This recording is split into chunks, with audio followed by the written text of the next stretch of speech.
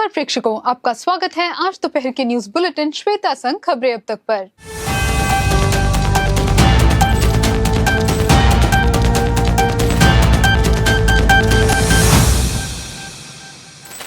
Gate बंद, आशा के सचिवालय कूच की व्यापक तैयारियां। आशा कार्यकर्ताओं की 36 दिन से जारी हड़ताल ने सचिवालय को घेर लिया है। हड़ताल के अगले चरण की घोषणा आज की जाएगी। एनएचएम पैनल ने हड़ताल का मुकाबला करने के लिए आशा कार्यकर्ताओं के लिए एक आधिकारिक प्रशिक्षण कार्यक्रम आयोजित किया, लेकिन कोई फायदा नहीं हुआ। आशा कार्यकर्ताओं ने अपने मानदेय में वृद्धि और 5 लाख रुपए के सेवानिवृत्ति लाभ की मांग कर रखी है। एनएचएम ने हड़ताली आशा कार्यकर्ताओं को वेतन देने से इनकार कर दिया, जबकि हड़ताल में भाग नहीं लेने वालों को वेतन दिया गया। वेतन पोर्टल पर विरोध करने वाले कार्यकर्ताओं का विवरण दर्ज नहीं किया गया। उन्होंने टुंडू के कागजात में दिए गए प्रशिक्षण आदेश को भी जारी कर दिया, जिसमें दावा किया गया कि वे नाकाबंदी में आशा कार्यकर्ता शामिल नहीं होंगे। केरल के कलमश्री सरकारी पॉलिटेक्निक कॉलेज में गांजा खरीदने के लिए गूगल पे के जरिए दिए गए पैसे।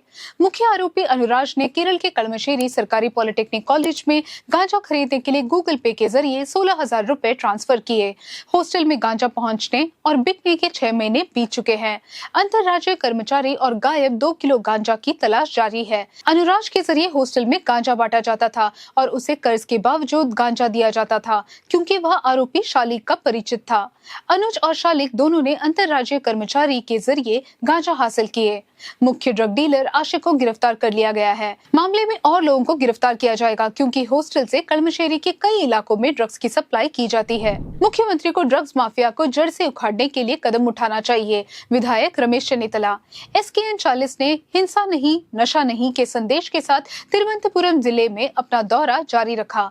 यात्रा में भाग लेने वाले केरल के विधायक रमेश चन्नीतला ने चीफ मिनिस्टर पिनराई विजयन की आलोचना की, क्योंकि वह 9 साल तक केरल के चीफ मिनिस्टर रहते हुए नशीली दवाओं के दुरुपयोग के खिलाफ कोई कार्रवाई नहीं की। मीडिया और विपक्ष के हस्तक्षेप पर ही सरकार जागी। चन्नीतला ने दावा किया कि अगर सरकार ईमानदारी से काम करे और अपने राजनीतिक संरक्षण को अलग रखे, तो वह राज्य सरकार को नशीली दवाओं के खिलाफ समर्थन करेंगे। चन्नीतला ने जोर देकर कहा कि सरकार को नशीली पदार्थों के उत्पादन, विकास और वितरण को रोकने के लिए पहल करनी चाहिए। एक छोर पर एलापुल्ली शराब कंपनी, दूसरे पर नशीली पदार्थों पर प्रतिबंध लगाने का दावा नहीं कर सकती। वेंचारमूड नरसंहार, आरोपी अफान को बचाती है मां शमी, पुलिस से असहयोग। मां शमी ने वेंचारमूड हत्याकांड के आरोपी अफान के खिलाफ कोई बयान नहीं दिया। शमी ने बिस्तर से गिरने और फिर से उठने की कोशिश करने पर सर में चोट लगने की बात दोहराई। शमी ने पुलिस जांच में सहयोग नहीं किया और कई सवालों से बचती रही। उन्हें अस्पताल से संरक्षण केंद्र में ले जाया जाएगा। अफान को सबूत जुटाने के तीसरे चरण के लिए हिरासत में लिया जाएगा।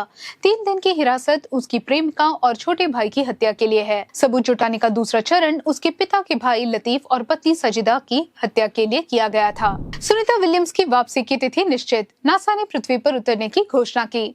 नासा ने दावा किया है कि सुनीता विलियम्स और बच विलमोर मंगलवार शाम को फ्लोरिडा समय पर पृथ्वी पर लौट आएंगे। दोनों अंतरिक्ष यात्री 9 महीने से अधिक समय तक अंतरिक्ष में रहे, क्योंकि उनके बोइंग स्टारलाइनर में प्रणोदन संबंधी समस्याएं आई थी।